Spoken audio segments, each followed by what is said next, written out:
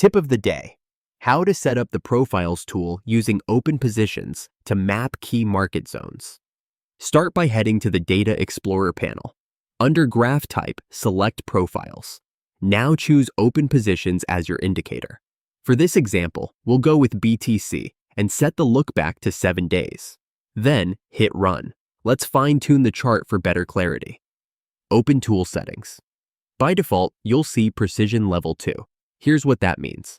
Precision 1 shows more granular detail. Higher levels, like Precision 4, simplify the view. Let's start with Precision 1.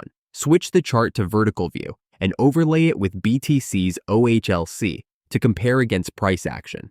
Now you're looking at how open positions stack up at each level, in real detail. Feeling overwhelmed by the noise? No problem.